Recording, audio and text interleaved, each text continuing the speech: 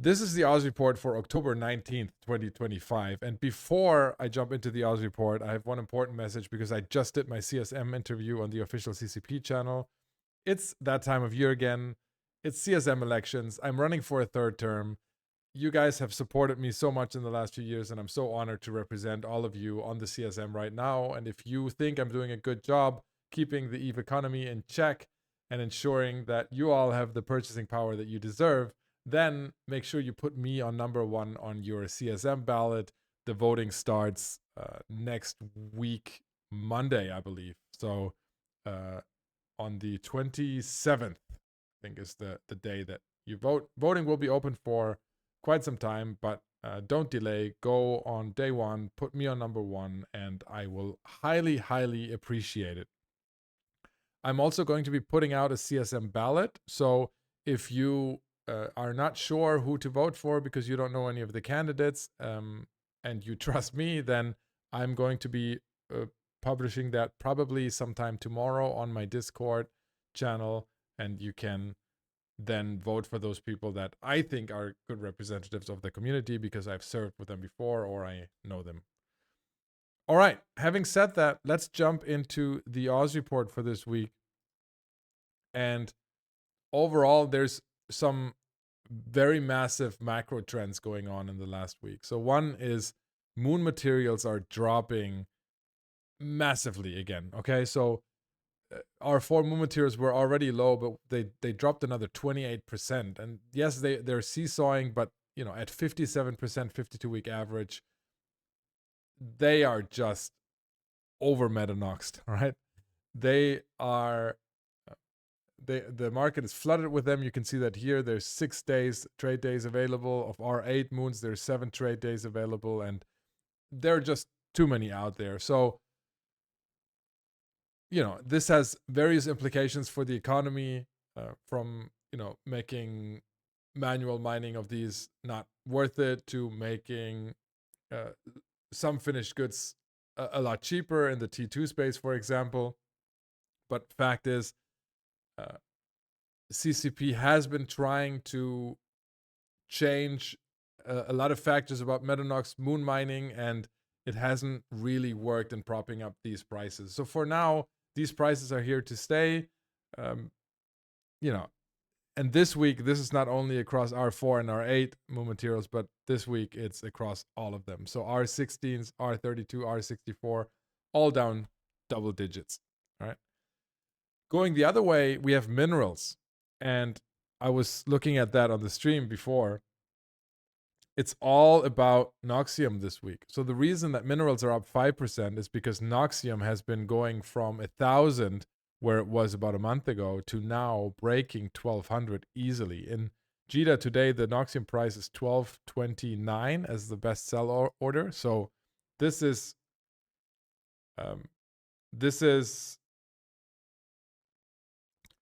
another area that is massively impacted is Salvage again.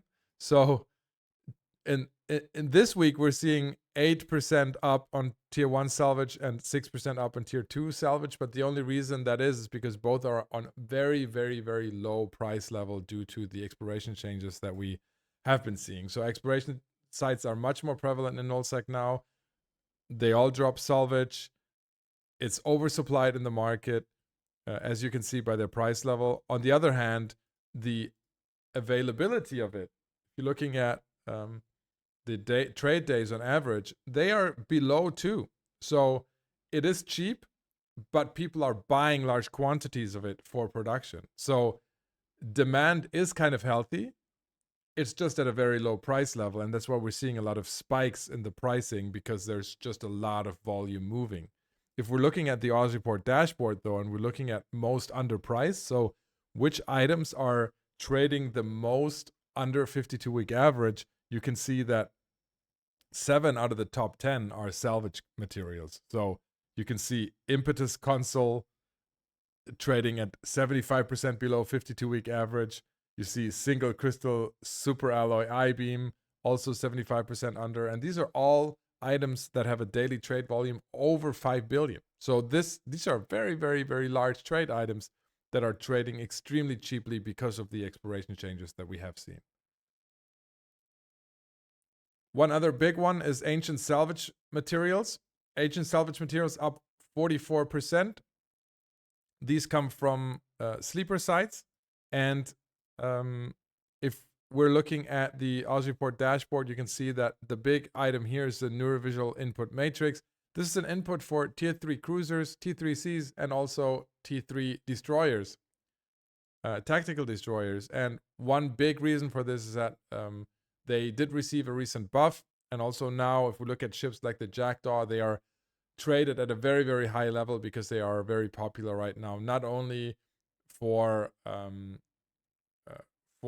reason that they're being buffed, but also because of the Crimson Harvest event that is going on. And overall, very popular ship.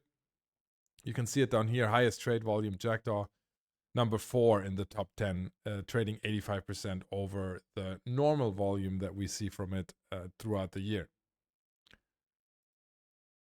One thing I didn't lead out with today is PLEX and PLEX adjacent items. So PLEX, there's another PLEX sale going on. There has been a series of like 15% PLEX sales going on, and so PLEX continues to drop. The current PLEX price, if we look at the in-game value here, is 5.4 million in the Forge, in the global PLEX market.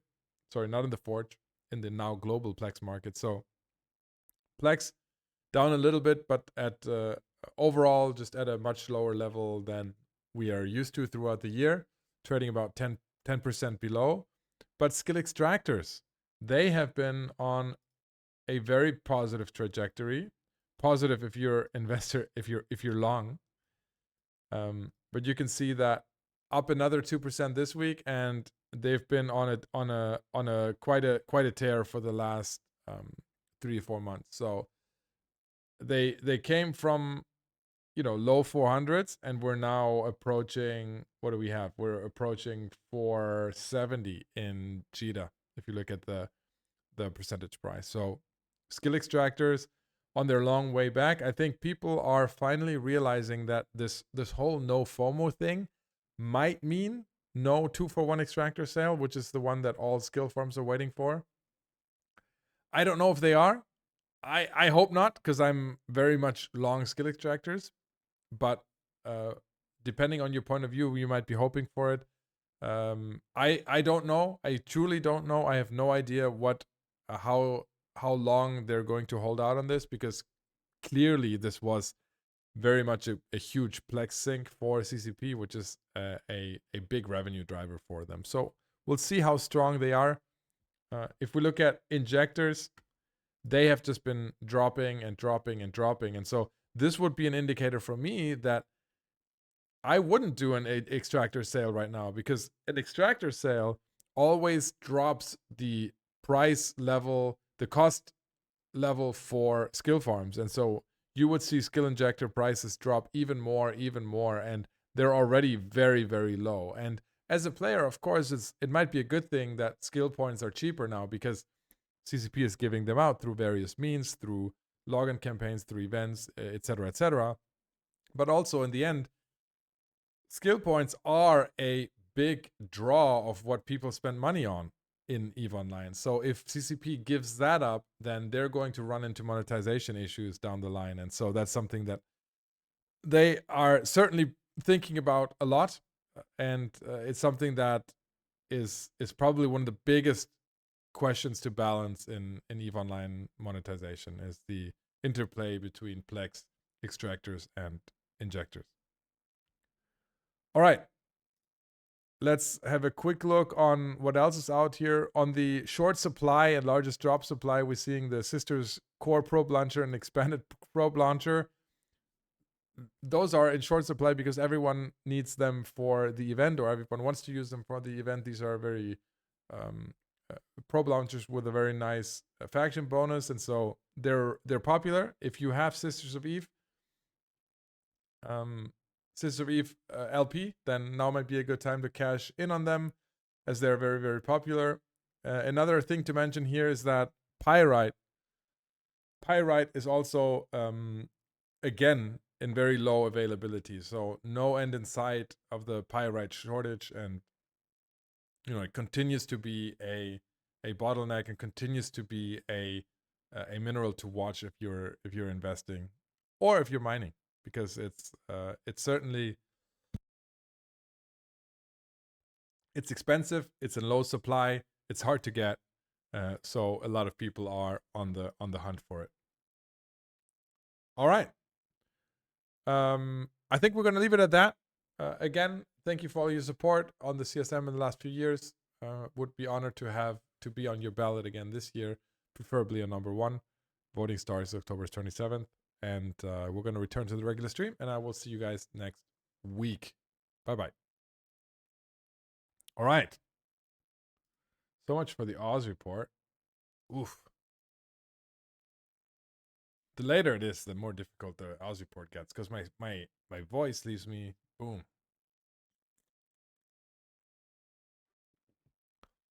Recommendation on when to sell the 1000 PLEX with Omega. Should I wait for the sale to be over in 14 days? Yeah, definitely wait for the sale to be over.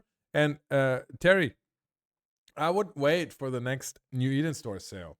And there's got to be at some point a good New Eden Store sale where people need PLEX to take advantage of it. And that's when PLEX prices typically rise the most.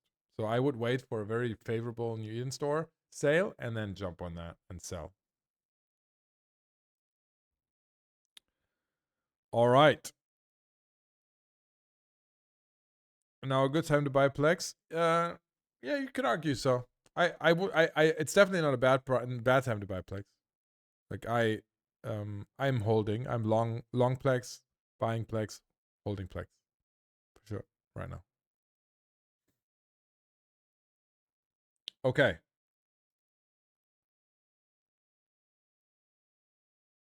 Drake is just sending me the battle report of the fight that he was doing during the CSM. He lived, he says. He lived. All right. Okay. Having said that, now I'm really going to call it quits. We did the Oz report. Crota and everyone else, look, he ran away. Really? Guys, I might take my laptop. Who knows? I might take my laptop and just try to stream next week. We'll see.